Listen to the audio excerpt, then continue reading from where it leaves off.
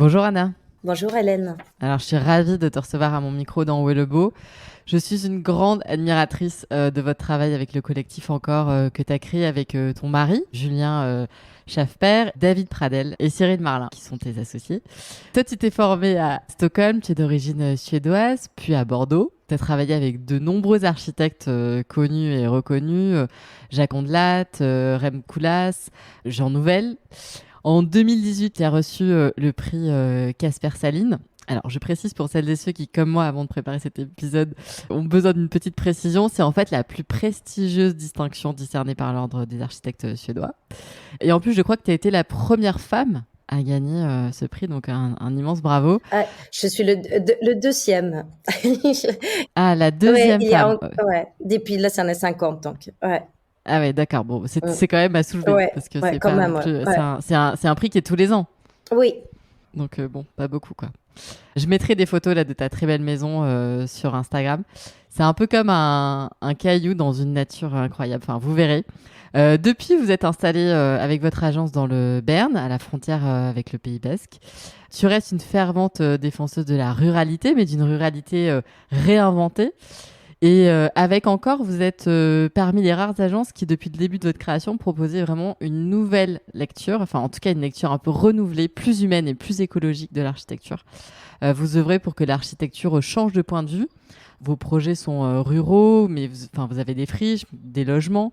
Le soleil, la lune, les étoiles, les fleurs, les plantes, les oiseaux sont des éléments centraux dans vos réflexions et dans chacun de vos projets. Et c'est ça que j'adore en fait, parce que dans votre manière de penser l'architecture, hein, vous revenez à des choses simples et en fait, avoir envie que des personnes habitent dans des bâtiments qui vont peut-être leur permettre de retomber amoureux de la beauté de la nature et du monde, moi je trouve ça assez formidable. Et pour moi, tu as tout le travail que vous faites à la fois dans la création, conception, réalisation et puis aussi dans vos prises de position et de parole participe vraiment, je trouve, à briser un peu ce rapport mutique qu'on a encore trop avec le monde végétal. On va en reparler tout au long de cet épisode, mais au-delà d'être une architecture vivante, je trouve que votre architecture est aussi une architecture qui relie.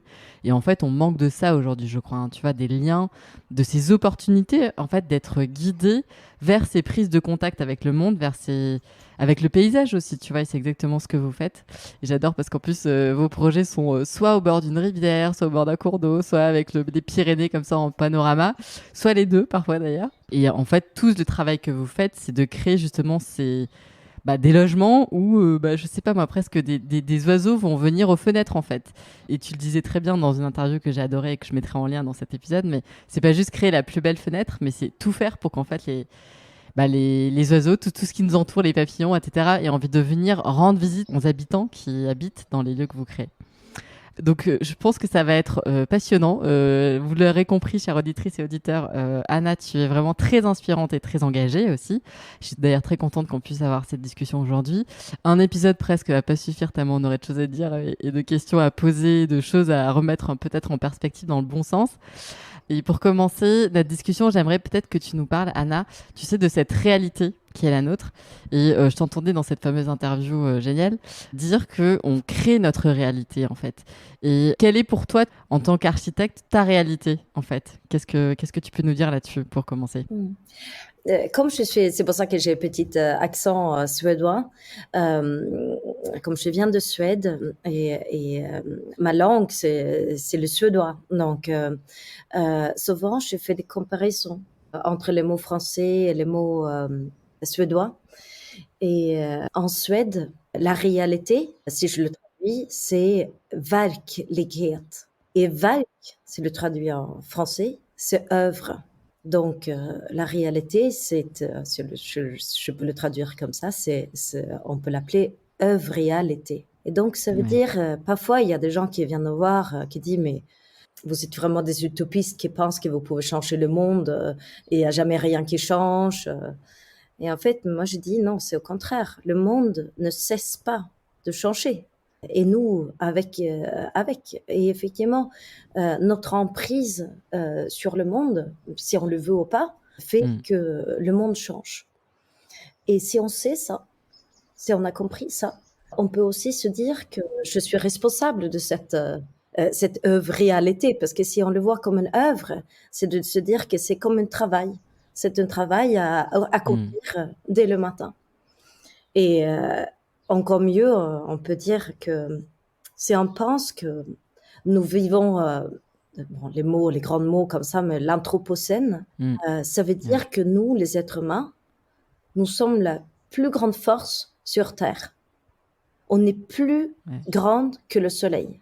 Et ça veut dire que si on arrêtait de juste subir cette réalité, cette réalité, et on commence à le changer réellement comme on veut, là, on est déjà sauvé.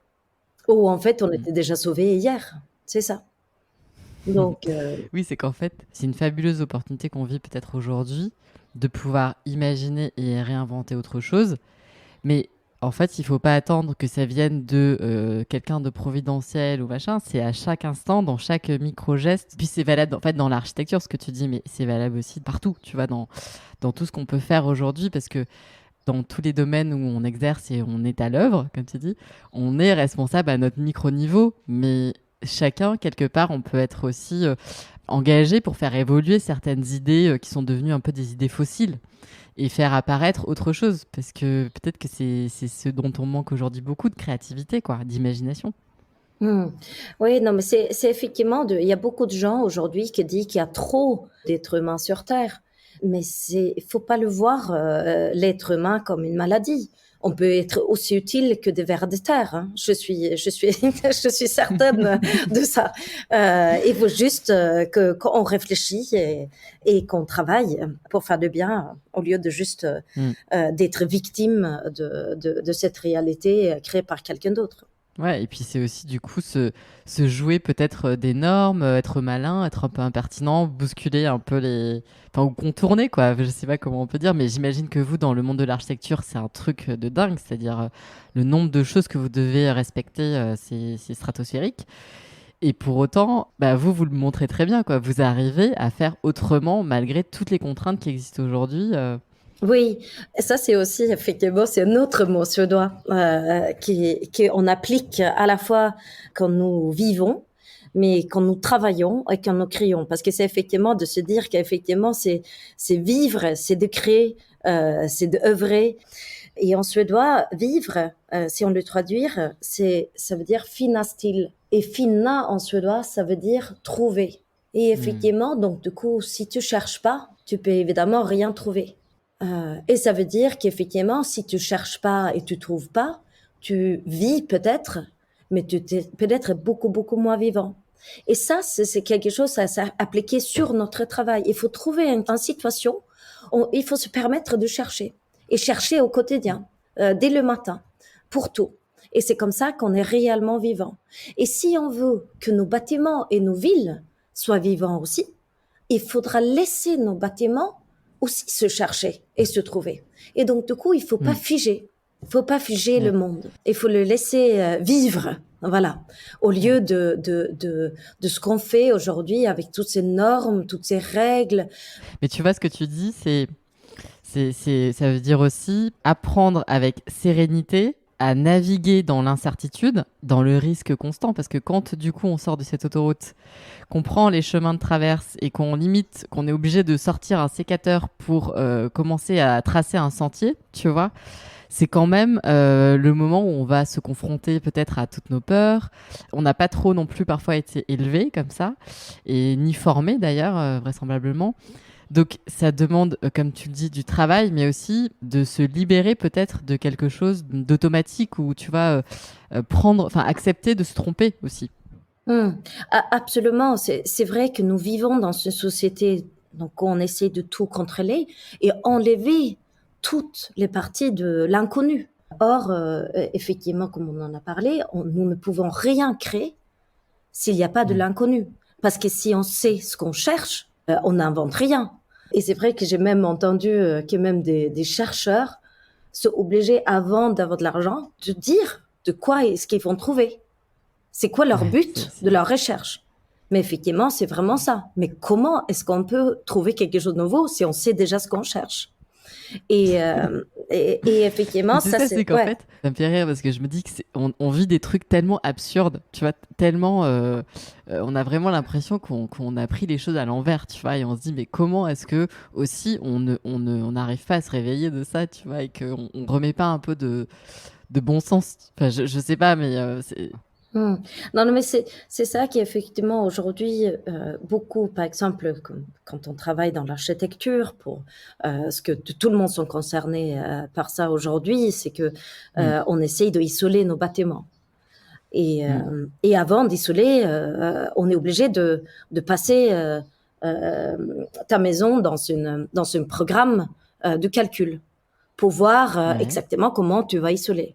Or, ce programme de calcul, c'est pas du tout une intelligence artificielle aujourd'hui. C'est un tout petit ordinateur, c'est un tout petit programme qui connaît rien, qui n'a jamais vu un oiseau, qui a pas de pieds, qui n'a jamais mis les pieds sur place, qui ne connaît pas du tout la maison en vrai et qui fait des calculs, donc forcément complètement abstraits et complètement mm, généralisés. Parce que c'est des calculs, que c'est le même calcul pour toute la France.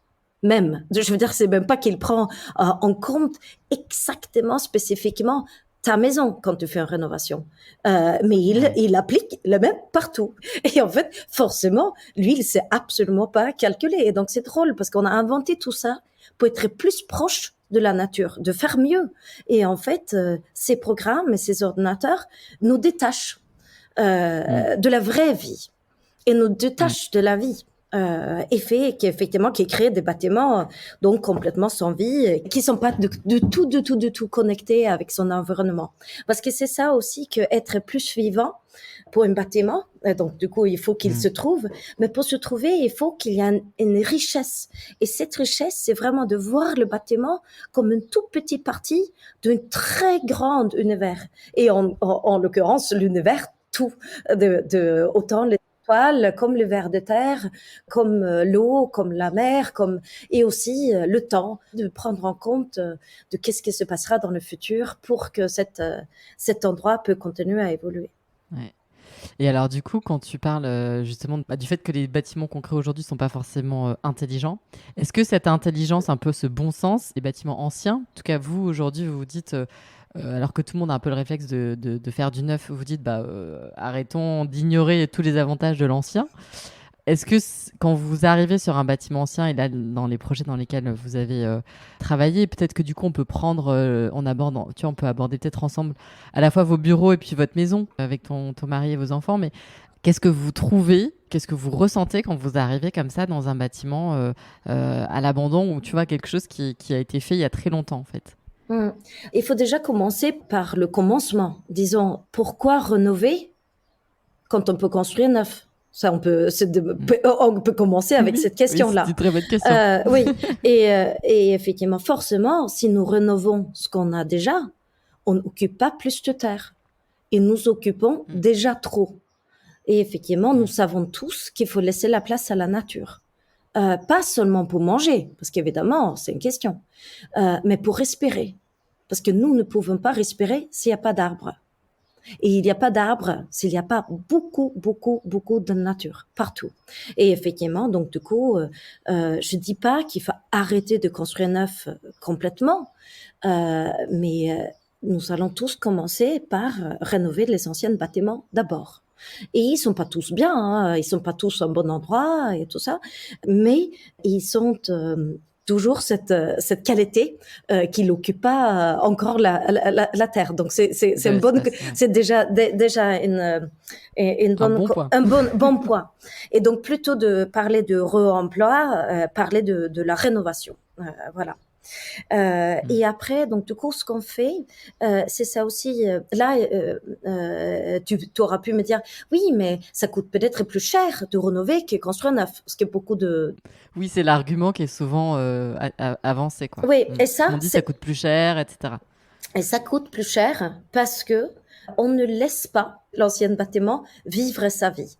On tient tellement de mettre un bâtiment neuf dans l'ancien bâtiment.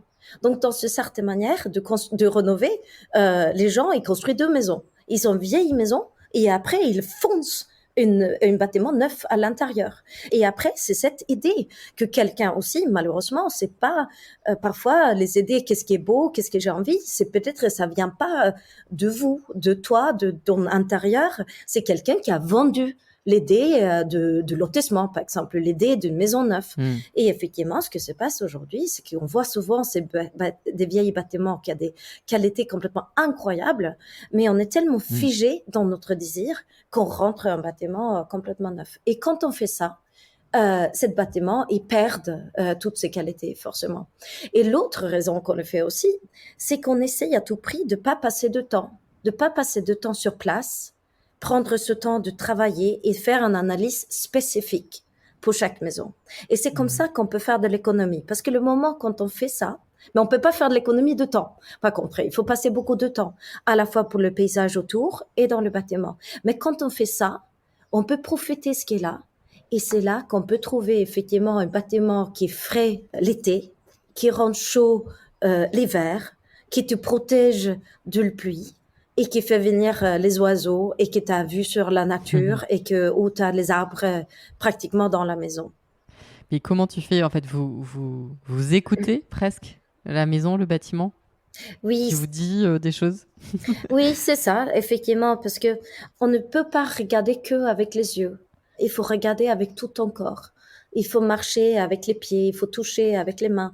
C'est vraiment un regard avec tout ton corps et on regarde très très bien avec les oreilles, effectivement.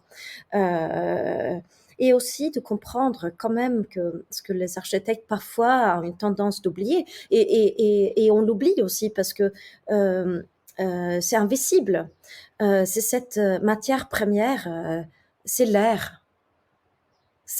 Il est invincible, mais c'est vraiment cette matière complètement fantastique parce que l'air, ça nous permet donc c'est là où il y a l'âme, c'est là où il y a la vie, c'est là où on respire, mais c'est là où on peut se rencontrer.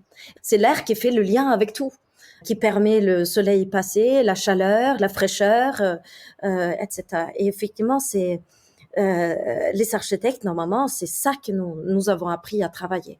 Et malheureusement, les ordinateurs qui devraient nous aider à faire ça, on a travaillé, les gens commencent à travailler avec des maquettes en 3D. Et ces maquettes en 3D tu peux pas en fait rentrer des oiseaux vivantes, ni des vers de terre d'ailleurs, ni un peu de vent qui passe. Et il prend telle place que tu oublies les choses qui sont vraiment importantes. Je ne peux pas m'empêcher de faire le parallèle justement de quand on fait la répétition. Je sais plus comment ça s'appelle en français. La répétition générale, la répétition, la répétition générale. Il faut le rater parce qu'effectivement, si tu fais la répétition générale trop bien, tu essaies de le reproduire. Et effectivement, tout ce qui est reproduit est nul parce que c'est effectivement tout ce qui est vraiment bien, tout ce qui est vraiment vivant, c'est dit pour la première fois. Et ce que se passe donc dans l'architecture, si on l'écoute pas assez, si on décide trop en avance et on décide en plus sur l'ordinateur, même sans y aller sur place, et même peut-être travailler sur un pays qui n'est pas le tien, ou travailler dans une région qui n'est pas le tien, où tu connais pas les ouvriers et les entrepreneurs, tu connais pas la terre, tu connais pas la mer, tu connais pas les fleuves, tu sais même pas d'où vient le vent. Forcément, tu ne peux pas être un bon architecte. Tu ne peux pas construire des bâtiments vivants parce que tu n'es pas assez connecté au monde. Donc, tu peux faire peut-être quelque chose qui est joli sur une photo, sûrement, mais pas quelque chose qui est réellement vivant. Et alors, est-ce que tu peux nous dire concrètement, tu vois, par exemple, pour l'endroit où aujourd'hui vous avez établi vos bureaux, je crois, qui est une ancienne tannerie. Comment est-ce que, par exemple, vous vous êtes connecté à son environnement? Qu'est-ce que vous avez fait, finalement, utiliser aussi comme matériaux? Mais tout à l'heure, tu parlais d'isolation. Peut-être que tu pourras nous dire aussi comment les murs respirent et tout ça. Oui, ouais. Nous, les architectes, nous avons toujours une tendance d'oublier la matière première, qui est l'air. Et effectivement, je pense qu'on l'oublie parce qu'il est invisible. On l'oublie aussi parce qu'on ne peut pas le vendre. Et il faut le dire effectivement que beaucoup de choses dans l'architecture et dans comment nous construisons la ville et comment nous vivons est dirigée par des intérêts de l'un ou l'autre. qui a toujours quelque chose à vendre. Et quand tu es architecte, tu le vois tellement, parce que même le développement écologique est dirigé par des matériaux à vendre, effectivement. Et des matériaux à vendre, et on rajoute des matériaux qui fait que nos bâtiments ne deviennent pas plus écologiques. Ils dépensent plus. Au lieu de dépenser moins, on dépense plus. Et comme on fait nos calculs qui ne prennent pas en compte le vrai soleil, le vrai vent, on se trompe même de calcul, on utilise trop d'énergie à la fin aussi. Mais la tannerie, justement, donc la première chose à faire, c'est de voir justement le lien avec ce qui se passe autour. De voir aussi, par exemple, qui habite déjà le lieu. Les hirondelles, par exemple, ou d'autres insectes, même des chauves-souris. Et de à tout prix de leur laisser la place et qu'ils sont pas obligés de déménager. Et après, c'est de regarder, c'était des murs en pierre, et à Ouré, notre maison, là où on habite, les murs sont encore plus incroyables parce qu'ils ont 80 cm d'épaisseur. Et ici, ils sont un tout petit peu moins, c'est 60 ou quelque chose comme ça. Mais ces murs a une capacité, donc, du coup, de garder la fraîcheur pendant l'été. Donc là, quand tout le monde est en train de souffrir parce qu'il fait 40 degrés, nos bâtiments restent frais, sans aucune clim, sans rien. Mais c'est quoi le processus? C'est qu'en fait, la chaleur, elle est dans le mur, elle n'est pas dans l'air. Enfin, tu vois, par rapport à une autre façon de faire. Oui, en fait, ce que se passe, c'est que chaque matériau réagit différemment.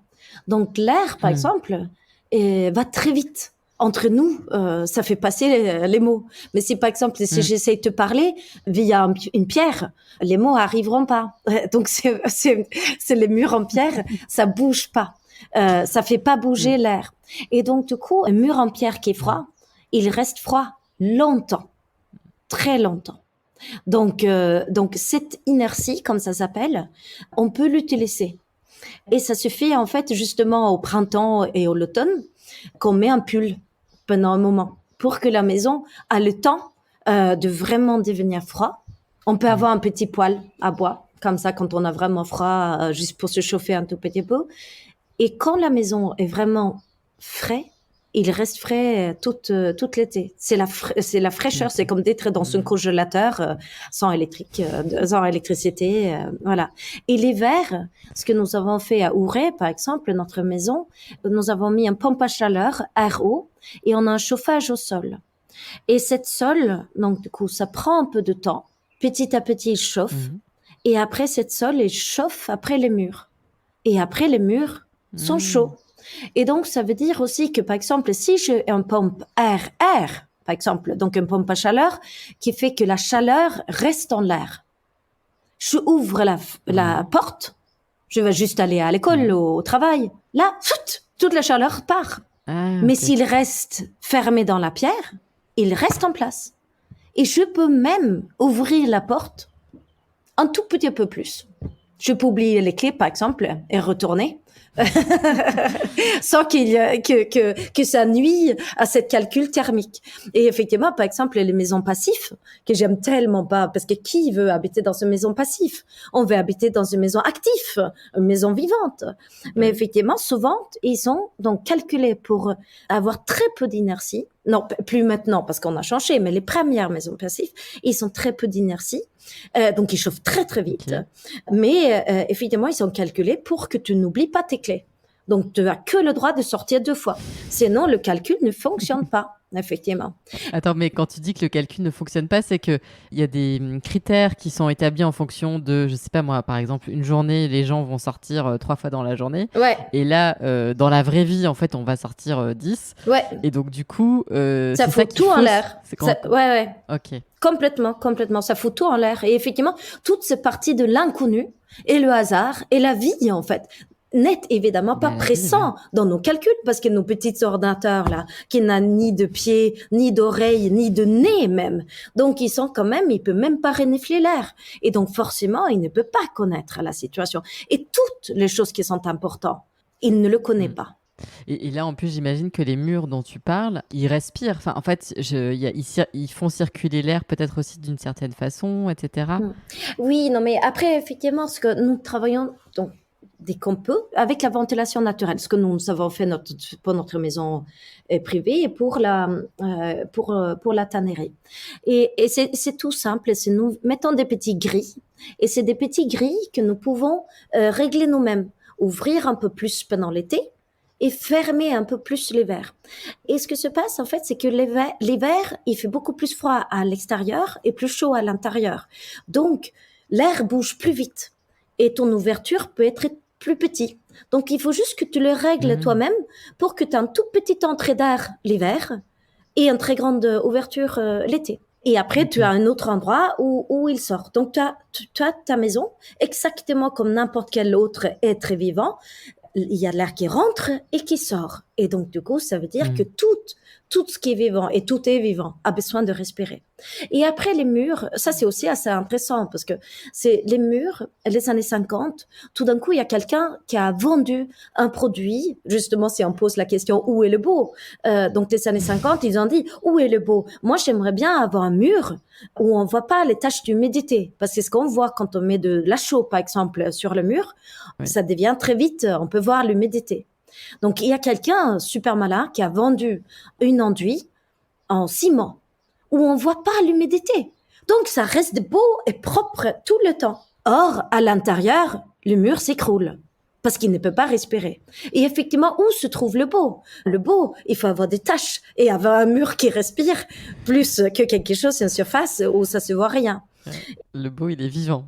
Oui, c'est ça. Et donc, du coup, tous ces murs-là, et ça, c'est ce qu'on a fait ici à la tannerie, parce qu'il y avait un mur comme ça, la première chose à faire, c'est effectivement enlever l'enduit en ciment. Ça, il faut le faire partout. Même si ça coûte cher, même si c'est compliqué, c'est la première chose à faire pour que les murs puissent respirer, justement. Parce que eux aussi sont vivantes. Et après, ce qu'on a fait à la tannerie, nous avons mis 10 centimètres de béton chanvre à l'extérieur. Donc, c'est deux chanvres qu'on projette sur le mur. Et ces chanvres, ils isolent le mur. Et effectivement, on n'a pas besoin d'isoler avec, et surtout, faut surtout pas isoler avec 80 centimètres de laine de verre parce que ça n'isole pas très bien. C'est pour ça qu'on a besoin de tant de centimètres, en fait. Le béton chanvre, ça suffit 10 centimètres et ça coupe le froid. Et donc, du coup, on a le mur en pierre qui garde la fraîcheur ou la chaleur. Et après, on a un couche à l'extérieur qui est assez fin. Donc, on utilise très peu de matériaux qui coupe, fait en sorte juste que la chaleur ne part pas. Et là, quand tu dis que vous avez isolé avec ce béton de chanvre à l'extérieur, pourquoi à l'extérieur et pas à l'intérieur? Enfin, tu vois, une question bête, mais... Oui, le béton chanvre a quand même lui-même un peu d'inertie. Mais tous les matériaux qui sont isolants, ils sont moins d'énergie que la pierre. Et donc, c'est cette énergie qu'on veut garder pour garder la fraîcheur. Et c'est pour ça que nous aimerons garder la pierre. Et c'est aussi que c'est comme une poêle de masse, par exemple. Si je construis une cheminée, je construis une cheminée. Pourquoi est-ce qu'on construisait des cheminées avec des très gros murs autour?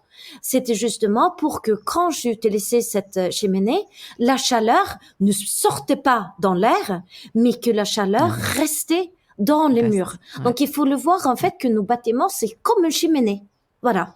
Donc, c'est ce mur de cheminée qui garde la chaleur. Donc, soit la chaleur, parce qu'on chauffe, ou soit l'été, parce qu'ils sont déjà froids, qui gardent la fraîcheur. Et après, ce qu'il faut penser, donc, du coup, et ça, j'ai pas eu besoin de penser, parce que par hasard, les deux bâtiments que nous avons, ils sont une très longue côté vers le sud. Et vers le sud, ça veut dire que c'est là où il y a le soleil. Et cet soleil, il peut aussi chauffer ton bâtiment directement sans passer par des panneaux solaires. Voilà, économie et écologie. Et comment tu fais alors? Voilà, c'est qu'il faut donc ouvrir la maison vers le sud complètement. Et cette sud, donc du coup, où le soleil l'hiver est bas, donc il rentre dans la maison. Et si tu arrives à faire bien ou si tu as la chance, tu trouves un bâtiment où le soleil, il peut taper sur un mur de 80 centimètres et ce soleil, il chauffe cette mur toute la journée et après, il garde la chaleur toute la nuit. Et effectivement, ici, le soleil chauffe nos bâtiments sans rien d'autre. Et après, il faut trouver une astuce qui est assez simple. Une toiture qui déborde, qui déborde au moins 2 mètres, 2,5, disons, ou 2 mètres, Ouais. pour couper le soleil l'été. Parce que l'été, le soleil est haut. Et donc, forcément, il ne rentre pas si on a un toit devant. Et donc, ça veut dire que tu gardes la fraîcheur l'été et tu chauffes l'hiver. Donc c'est pour ça, et on mettra des photos, mais c'est sublime en fait. Vous avez des ouvertures immenses sur justement la rivière, je sais plus comment elle s'appelle là, mais en plus vous avez un paysage à couper le souffle devant vous. Et les espaces extérieurs aussi sont vachement, presque, il y a autant d'espace à l'intérieur qu'à l'extérieur. Enfin, en tout cas, il y en a beaucoup. Oui, c'est ça, effectivement. À Ouray, c'était aussi une question d'économie. Après, ça peut sembler très beaucoup parce que c'est beaucoup d'argent. Mais quand on a trouvé Ouray, c'était 750 mètres carrés de ferme. Ça se trouve que Donc beaucoup ça, de... Auray, c'est votre maison. Oui, c'est notre maison. Ça se trouve qu'il y a plusieurs fermes comme ça qui sont très grandes. Et moi, j'étais plutôt pour peut-être faire juste une toute petite maison dans la maison, comme une petite boîte dans la boîte qui était chauffée et puis le reste restait comme une ruine. Mais mon mari m'a dit, mais non, Anna, je ne veux pas vivre dans ce chantier. Je veux que tout soit fait et fini et tout ça. Donc, je dis, OK, bon, mais comment faire? Et c'est là qu'on se dit, effectivement, mais on fait la moitié d'espace à l'extérieur. Et donc, tous ces espaces, pour vrai, ils fonctionnent vraiment comme des espaces tampons aussi. C'est des espaces qui créent des différentes sortes de microclimats, qui profitent donc, qui deviennent plus frais l'été, qui est plus chaud l'hiver, qui capte le soleil, qui coupe le vent ou fait rentrer le vent. Et donc, c'est tout un travail comme ça avec les éléments. Ce qui fait que le climat autour d'Ouray est très, très agréable à vivre l'été comme hiver. Et ici, à la tannerie, on a fait quelque chose qui est peut-être encore plus radical. Donc, ce que j'ai fait ici, c'est que j'ai créé donc 2 grandes ouvertures, ce qu'on peut ouvrir, ce qui est énorme, effectivement. Et ça transforme tous nos bureaux à un belvédère. Complètement. Ouais. Donc, nous travaillons, C'est très beau. et comme il y a le soleil qui rentre l'hiver, nous travaillons dehors avec les fenêtres ouvertes, avec le gave, le bruit des gaves tout le jour. Et c'est vrai que le bien-être de Gave, donc de cette fleuve qui coule de cette bruit. Et après, c'est aussi que tout le monde sait, on se concentre 1000 fois mieux si on a le vrai oxygène comme ça. Hein. Il y a aussi du coup un espace dont tu parlais là dans une interview que vous avez gardé dans votre bureau. C'est un espace un peu vide où l'improbable peut arriver, etc. Et ça, je trouve ça vachement bien parce que du coup, c'est un luxe hein, parce que tout le monde à Paris, je pense que c'est compliqué de se les dire, on va laisser un espace vide, mais quand on peut, en tout cas, y penser. Oui, c'est ça. C'est effectivement que nous avons la chance ici à la campagne on peut se permettre dans nos bureaux d'avoir un grand bureau, un grand espace, une salle polyvalente, vide et qui peut accueillir l'inconnu. Donc, des associations, même le département, d'autres gens qui viennent travailler un moment, ou tout d'un coup, on peut construire des très grandes maquettes, voilà, de quelque chose, effectivement, qui laisse justement le monde de se trouver. C'est un espace en soi qui peut chercher. Et il n'y a rien de mieux, effectivement. Et après, on a l'autre espace qui est on a 2 autres espaces qui est vraiment nos espaces préférés. On a une grande cuisine qui est à la fois une salle de réunion avec une grande bibliothèque. Donc, le plus grand, c'est à la fois bibliothèque, cuisine et salle de réunion. Et aussi avec ce qu'on a fait à Ouray, ce qu'on a fait ici, c'est qu'on pose les menuiseries à l'extérieur et le moment quand on ouvre, on ne voit plus les fenêtres. Et c'est ça aussi qui donne cette sensation que tu es complètement à l'extérieur parce que tu ne vois pas la limite, tu vois pas le cadre. Et c'est là que tu sens que tu es vraiment comme ça. Et donc ça, c'est la cuisine. Et le deuxième espace, c'est notre dortoir. C'est une salle de réunion avec une grande table. Et autour de cette table, il y a des bancs. Et ces bancs, on les a fait juste séparés. À Paris, on est obligé de compter chaque centimètre carré. Mais ici, on a rajouté juste quelques centimètres en plus. Donc, c'est des bancs de 80 centimètres de profondeur. Et dans un endroit où il y a une fenêtre, c'est un lit double. Et on a des matelas. Et comme ça, après le déjeuner, tout le monde fait une sieste. Et effectivement, il y a vraiment ça que Génial. L'architecture, il peut te mettre à ta place, mais aussi il peut t'ouvrir et te laisser vivre comme tu veux. Et que je pense effectivement de pouvoir faire un sieste au travail comme ça, et chacun a son endroit. On a des photos assez incroyables et où toutes les canapés sont prises par tout le monde. Tout le monde a son petit endroit. C'est un peu comme la crèche, quoi, ou comme l'école maternelle où tout le monde fait. Et après, on a l'autre chose de faire. Donc ça, c'est une pause absolument fondamentale. Et l'autre pause, forcément, on est obligé d'amener les maillots de bain parce que c'est le meilleur endroit pour se baigner au monde. Oui, et d'ailleurs, on n'a pas besoin d'amener les maillots de bain parce qu'il n'y a personne d'autre que nous. Donc, effectivement, on peut se baigner nu si on veut. Et effectivement, c'est le C'est Gave qui est génial. incroyable. C'est vraiment un lieu qui fait que tu redeviens enfant. Et c'est le bon positionnement pour être un bon architecte, c'est de se retrouver à cet regard de regarder tout pour la première fois. Et puis aussi, quand tu dis tout à l'heure sortir, enfin, que vous n'êtes pas emprisonné dans un cadre, il y a un autre endroit. Alors là, c'est dans votre maison, complètement incroyable, où en l'occurrence, on est vraiment hors du cadre parce qu'en plus, c'est un endroit où il n'y a pas de toit. C'est votre salle de bain, à ciel ouvert. Est-ce que tu peux nous en dire deux mots? Enfin, une de vos salles de bain, en fait. Oui, oui, nous avons deux, effectivement. Et une des salles de bain, il est sur un terrasse qu'effectivement que si on l'avait laissé le toit, on n'aura pas pu être là parce que le toit aura été si bas que c'est un espace que tu pouvais que utiliser comme de stockage. Donc effectivement, c'est à la fois Hmm. une gamme d'espace, si on veut, et il a cette faculté. Donc du coup, c'est un tout petit peu comme c'est comme des trous dans la neige. Et j'imagine que si on n'a pas la neige, on ne sait pas ce que c'est ça. Mais quand on vient de Suède, au moins pour moi, parce qu'avec le changement climatique, c'est plus comme ça, mais quand moi j'étais enfant, on faisait pendant l'hiver partout et tout le temps, même dans le jardin et aussi quand on était en train de faire du ski, on faisait donc des trous avec un grand trou comme ça, dirigé vers le sud, un peu en pente comme ça. Et à l'intérieur de ces trous dans la neige, tu pouvais être en maillot de bain, carrément. Et tu pouvais être bronzé toute Ah l'année. ouais. Parce que forcément, le soleil, ouais, c'était les années 80, on savait pas, en fait, que c'était très, très, très dangereux pour la peau. Mais effectivement, ça coupe le vent et c'est comme un four soleil, en fait.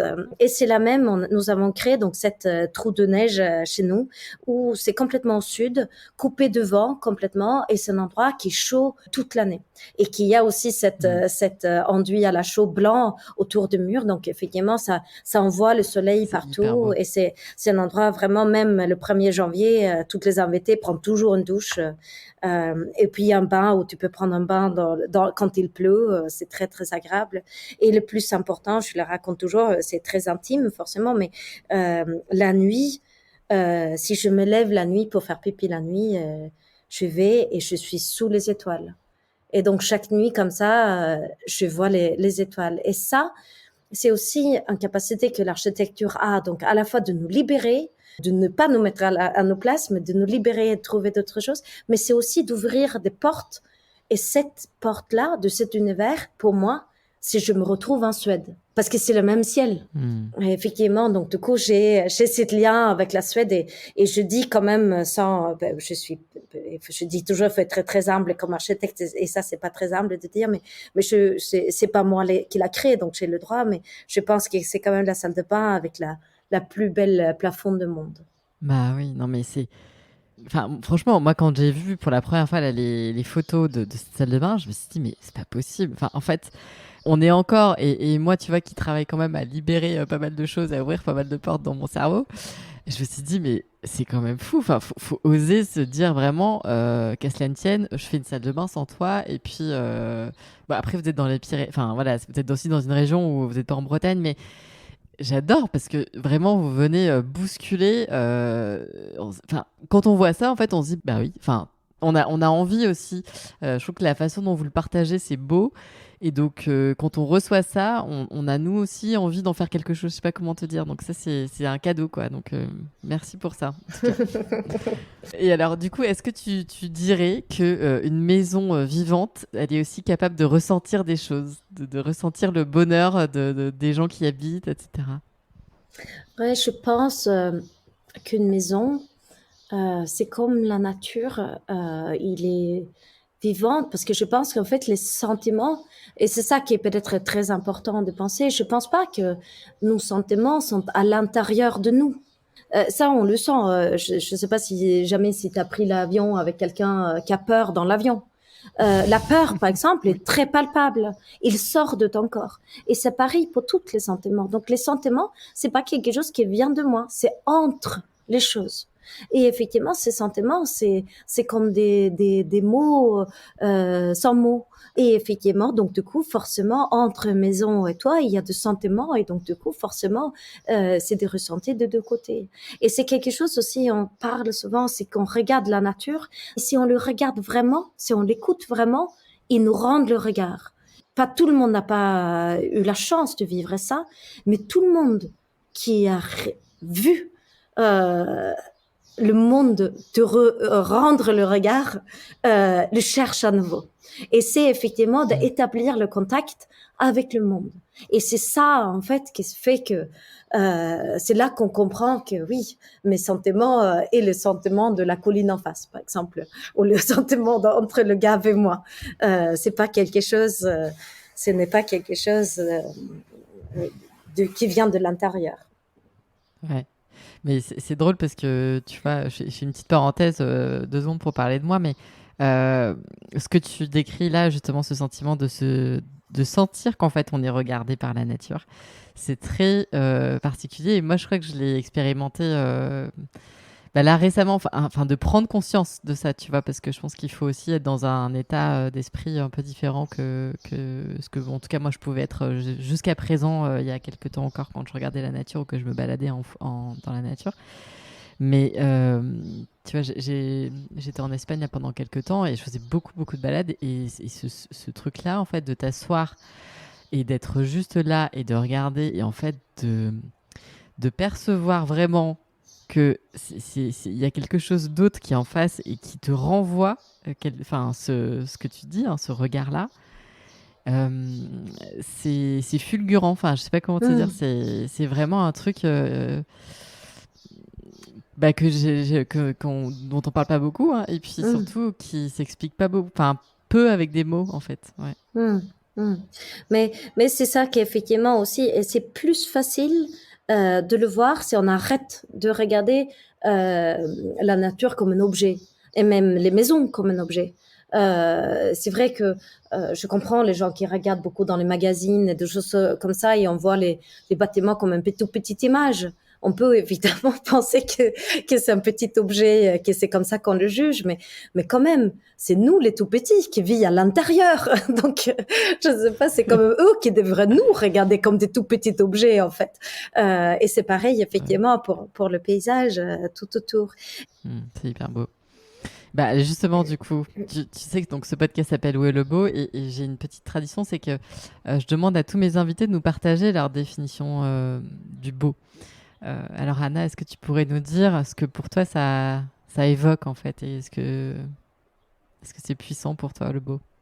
Oui, je pense que c'est effectivement quand je disais que pour être un bon architecte, il faut rester enfant. Pour faire une bonne analyse d'un bâtiment, si on veut vraiment travailler bien et travailler dans l'économie et il faut arriver à le regarder pour la première fois. Regarder le monde pour la première fois. D'enlever tous nos préjugés dès le matin et de regarder pour la première fois. Et que je pense effectivement le beau se retrouve dans ce regard. Et c'est quoi ce regard? C'est ça aussi parce que tu vas parler de ça, de l'enthousiasme, d'être enthousiasmé, et cet enthousiasme qui donc peut être un peu, on peut avoir l'impression que c'est peut-être superficiel. Oui.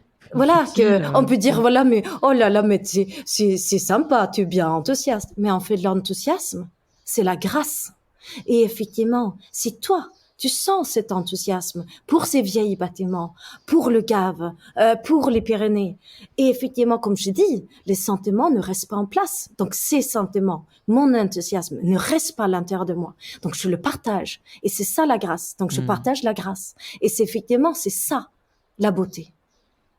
C'est de partager ce qui est beau. Et je crois aussi, tu vois, que c'est même encore plus puissant dans le sens où quand tu partages, et que du coup, les personnes auxquelles tu partages, donc nous, tu vois, on est saisis et émerveillés à notre tour de cette beauté.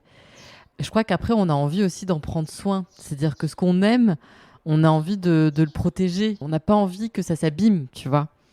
Et il y a tout un mécanisme, j'ai l'impression, vertueux qui s'enclenche en fait à partir de ces sentiments-là profonds. Oui, c'est vraiment ça. C'est le bon endroit pour être, le bon endroit pour regarder. Mm.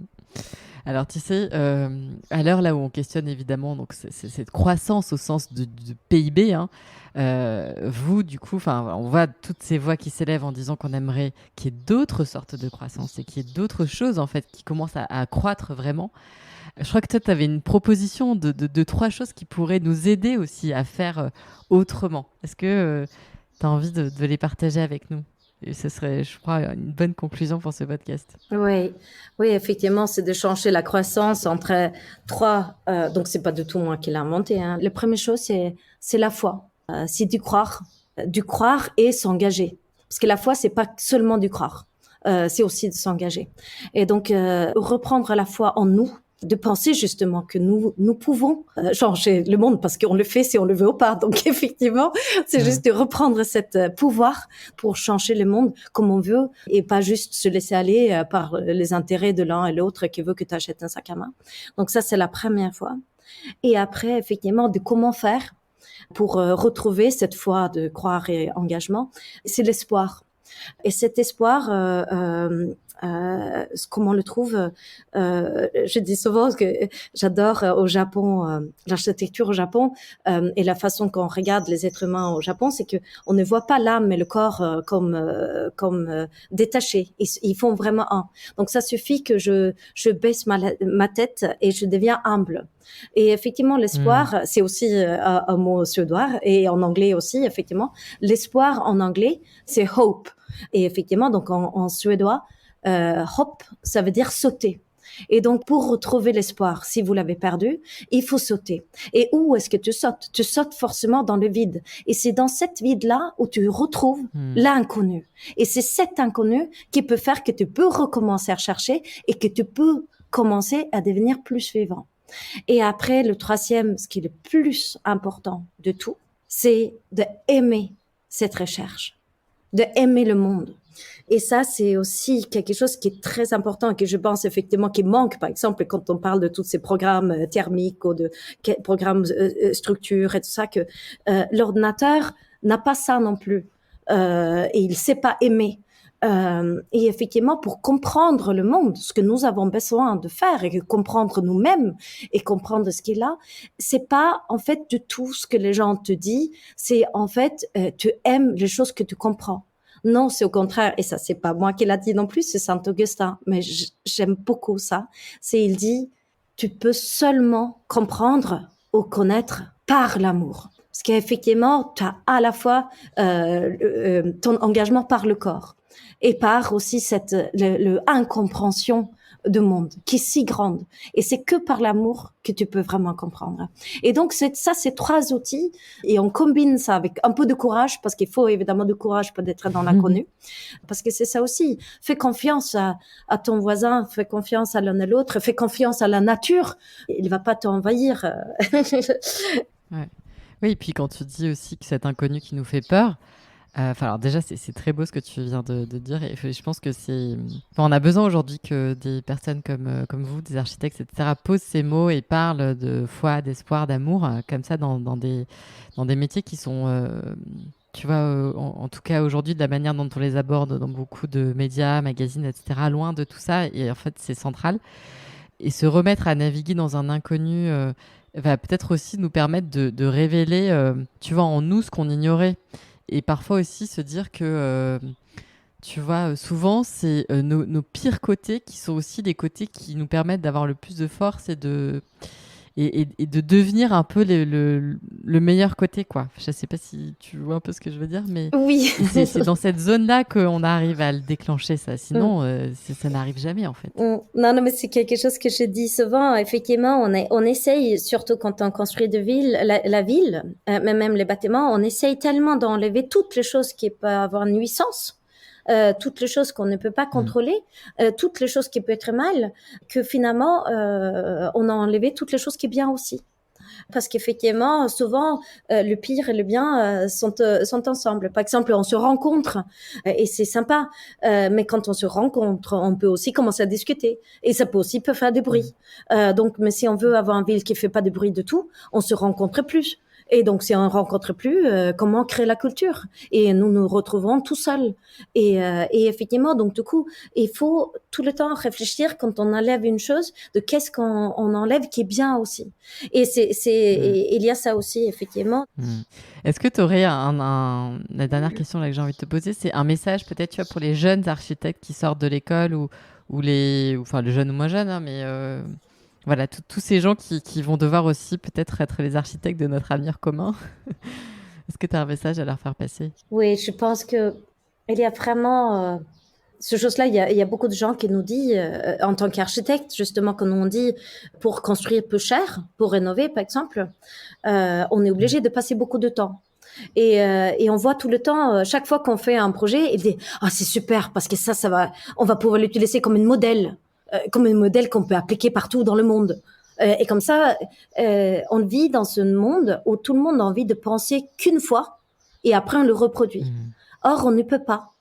On est obligé de tout repenser chaque fois. Donc, chaque fois de repenser et chaque fois que tout est toujours neuf et rester débutante toute ta vie. C'est un travail de dingue de rester débutante. Mais c'est ça qu'il faut faire.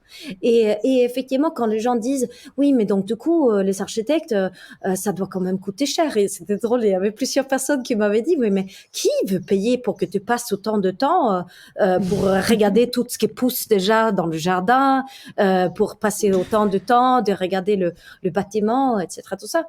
Oui, qui veut? Mais en fait, c'est les gens qui ont déjà vu que l'économie est tellement énorme par rapport au temps passé. Parce que nous, les architectes, on coûte très peu cher hein, quand même.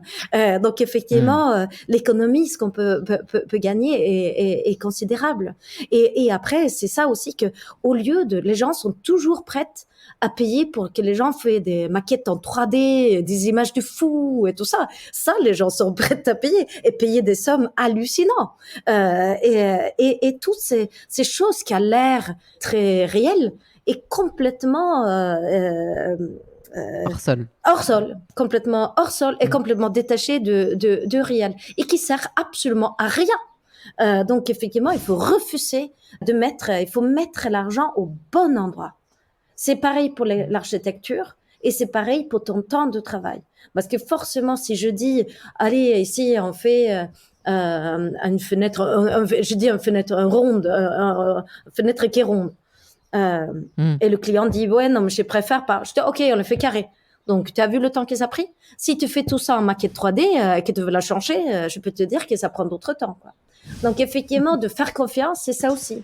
De te laisser les mots, utiliser les dessins, faire confiance et qu'on n'est pas obligé de tout montrer. Parce que c'est ça aussi qu'effectivement, si tu fais une maquette 3D et cette maquette 3D et ces images pour qu'elles soient vraiment valables et pour que tu crois, tu es obligé de les dessiner, mais un sur un. Et après, sur le chantier, surtout dans la rénovation, comment veux-tu que tu peux être à l'écoute de ton bâtiment et le changer? On parle tout le temps qu'on veut avoir une ville ou des bâtiments qui est flexible et qui peut évoluer dans le temps. Mais si tu n'es pas évolutif déjà dans la production, comment veux-tu que ton bâtiment soit évolutif plus tard? C'est aussi ce que tu nous appelles, je pense, ce qui serait bien qu'on arrive aussi tous à faire, c'est parce que pour être à l'écoute de tout ça, il faut sortir de nos conditionnements, tu vois. Et donc, à chaque fois qu'on peut avoir l'occasion, mais ça peut être tout le temps, enfin, dans la vie de tous les jours, à l'occasion de nos voyages, à l'occasion de week-ends, de vacances, dans les lectures qu'on fait, dans les choix, voilà, de sortir un peu de nos habitudes, parce que je pense qu'on est tellement englué dans quelque chose qui était un truc qui allait sur des rails. Malheureusement, pour être perméable à ce discours-là, en fait, à cette façon autre de voir les choses, il faut avoir un peu lâché prise sur le contrôle, sur le risque, voilà, et être, comme tu dis, plus dans la confiance. Mais ça, c'est vrai que c'est des exercices au quotidien dans des choses complètement improbables et même complètement futiles, hein, mais c'est un vrai une vraie bascule de notre façon d'être, je trouve. Et Ouais. il faut qu'à chaque instant, on puisse se mettre en œuvre là-dedans, quoi. Mm. Merci beaucoup, Anna, pour tes beaux messages si importants que tu as pu nous délivrer dans ce podcast. Merci beaucoup. Merci Hélène pour l'invitation. Ça m'a fait beaucoup de plaisir.